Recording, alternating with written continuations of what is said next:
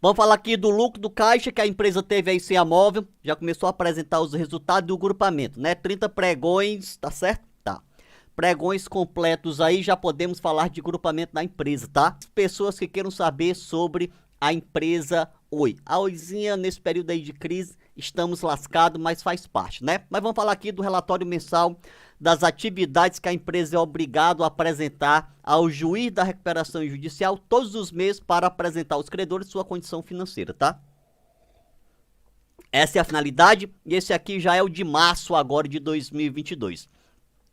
Para vocês saberem, são essas 7 empresas que fazem parte aí das recuperandas, elas que estão em recuperação judicial. A OISA, a Imóvel que já foi aglutinada, a Portugal Telecom International Finance BV, a Oi Brasil Road, que é a Oi Coop, a Telemar Norte, que também já foi aglutinada, e a Coparte 5 e 4, né? 4 e 5 aí, participações. Esse é o grupo 8, tá bom? Que faz parte aí das recuperandas, tá? E aqui para os destaques do demonstrativo de resultado do mês de março, ó, de 1 a 31 de março de 2022, ele vem falar: geração de caixa operacional líquida das recuperandas foi positiva em 484 milhões aí em março, isso aqui dentro de um mês, ou seja, já foi quase meio bilhão de caixa aí positivo. Lembrando que agora dia 21 de junho, nós teremos aí o resultado do primeiro trimestre de 2022 da empresa, sem já a telefonia móvel, e no outro trimestre, quem sabe, nós teremos ali já a apresentação da empresa com a venda da participação da Vital, para nós entendermos realmente como vai ficar. Então, de investimento, teve uma redução de 100 milhões, ok? Ficou aí apenas 53 milhões, ó, já não teve mais investimento na USA.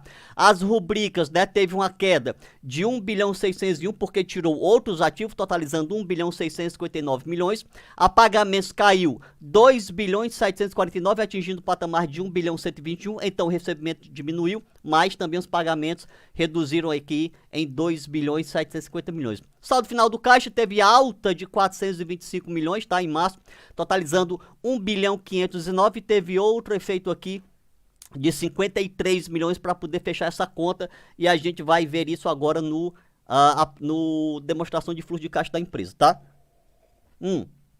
Aqui vocês podem observar, ó, clientes.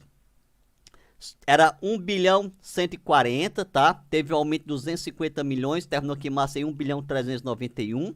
Serviço aumentou 5, dealer, tá? Reduziu 108, ficou em 200 milhões. E outros que teve aquela redução de 1 bilhão 810, caindo 1 bilhão 749 de recebimento, ficando aqui em 61 milhões na parte de recebimento, totalizando, como foi falado, 1 bilhão 659 milhões, tá? Aí ele vem explicar cada um desses, ok? Para você entender. E por fim, a rubrica outros, bem aqui separado, tá?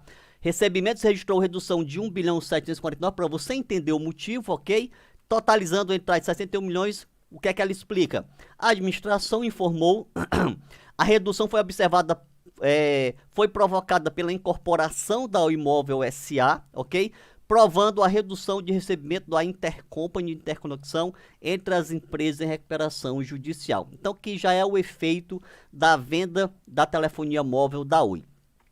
Quando você olha na parte de pagamentos, também teve uma redução significativa aqui em fornecedores de material e serviço, que caiu de 3 bilhões e 19 para apenas 823, né? Sendo a maior parte aqui, se você olhar daqui para cá, ó, tá bom? Ficando aqui 2 bilhões 649 a redução, que cai de 3 bilhões 800 para 1 bilhão 121. Mas aqui ele explica, tá, na redução de pagamentos, a rubrica fornecedores, encerrou março com a redução de 2 bilhões, tá, se comparado ao mês anterior, totalizando 823 milhões. Ela explica que a redução observada foi provocada pela incorporação da Imóvel SA e a redução do pagamento intercompany de interconexões entre as empresas em recuperação judicial. Por outro lado, também teve uma redução aqui nos depósitos judiciais, teve, na verdade, um aumento, né, a entrada aí de caixa no valor de 28 milhões para 29, tá? E ela informa que a entrada de caixa refere-se a resgate e desbloqueio de depósitos judiciais em favor da Oi na esfera civil. Tem uma informação aí que a empresa teria 10 bilhões de depósitos judiciais, tá? Eu desconheço esse valor todo. De qualquer forma, eu mandei ali uma mensagem para o RI da empresa espero ela me responder se há realmente esse valor, como foi falado aí, de 10 bi. Eu acredito que a pessoa que falou, ela se equivocou, deve ter sido um valor e falou mais 10 bi, mas de qualquer forma eu perguntei ao RI para saber se há realmente alguma coisa desse tipo, tá? Então aqui fornecedores, 823 milhões, como foi falado, houve uma redução significativa aí do período passado. Já que em investimentos, essa parte 3 aqui, tal, se você observar, ó, o imóvel não existe mais porque o imóvel foi absorvida pela empresa, tá? E aqui em cima também a Telemar, tá? Também ela foi absorvida, ó. Se você observar, os investimentos foi apenas na Oi S.A., que teve uma redução desses investimentos em 53 milhões, ó, negativo, tá? Então foi quanto investido, né? Investido foi 53 milhões, tá? Então houve essa redução. Então geração de caixa operacional que foi 763 milhões negativo em fevereiro de 2022, ficou aí positivo em 484 milhões, tá? Teve aqui um resultado no core de 16 milhões, bem aqui, tá? E uma operações financeiras de 75 milhões, finalizando o caixa uma alta aí de 425 milhões, saindo aqui de 1 bilhão e 95 para 1 bilhão 519. Esses 75 milhões aqui de operações financeiras, a empresa vem falar que foi uma saída de caixa referente ao pagamento aqui, ó, de derivativos e amortizações de juros do BNDES no mês, tá? Lembrando que essa dívida aqui também foi paga, somando a rentabilidade negativa sobre as aplicações financeiras do caixa disponível para a companhia, tá? Então, dessa forma, somamos as entradas no core, que 16 milhões, tá? E a saída de caixa de 75 milhões das operações. O saldo foi positivo em 484 milhões, tudo bem? Aí ele vem falar, o saldo final do caixa financeiro das recuperadoras obteve alta de 425 milhões, né, em relação ao mês anterior, alta aí de 39%, totalizando 1 bilhão 519 milhões. Então, nós já começamos a ver aí o resultado positivo do caixa da empresa somente por ter cortado a telefonia móvel, né? Talvez ficasse melhor se já tivesse resolvido ali, claro que isso vai demorar, eu estou só fazendo uma elucubração, uma perspectiva de futuro, aquela arbitragem que a empresa tem com a Anatel sobre a concessão da empresa, que é um passivo, né? Porque não gera um caixa com lucro suficiente para bancar essa telefonia fixa, né? Esse legado.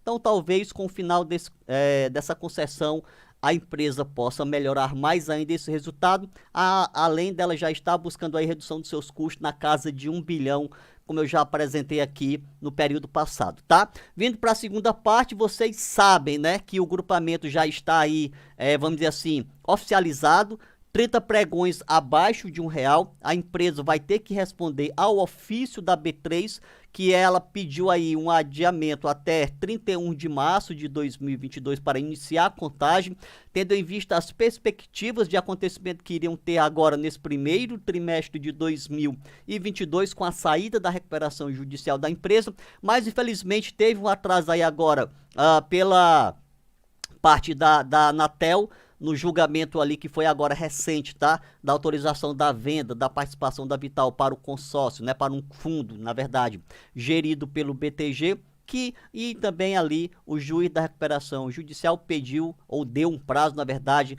para o advogado Oswaldo ali, que administra a recuperação judicial da empresa, para apresentar um rol dos credores para poder finalizar a recuperação judicial. Então, esses pontos importantes que a empresa pediu, acreditando que essa cotação iria se resolver, né, sozinha por causa desses fatos e ficar acima de R$1, não aconteceu. Lembrar vocês que há outros fatores externos à companhia no ambiente aqui macroeconômico que nós estamos passando, tá? A alta da taxa de juros, a alta da taxa de juros pelo Banco Central Americano, crise na Rússia com a Ucrânia, crise na Europa por causa disso, crise na China. Então, todos esses fatores fazem com que a maioria das empresas da Bolsa tenham sua cotação, tá?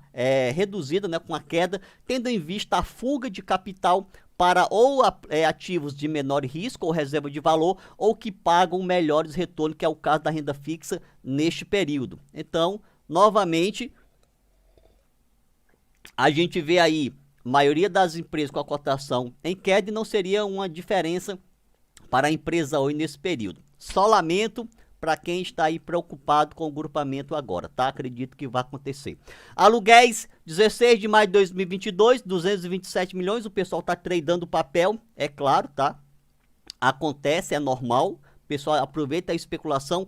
alta, né? Volatilidade, muito papel e um preço agradável que qualquer centavo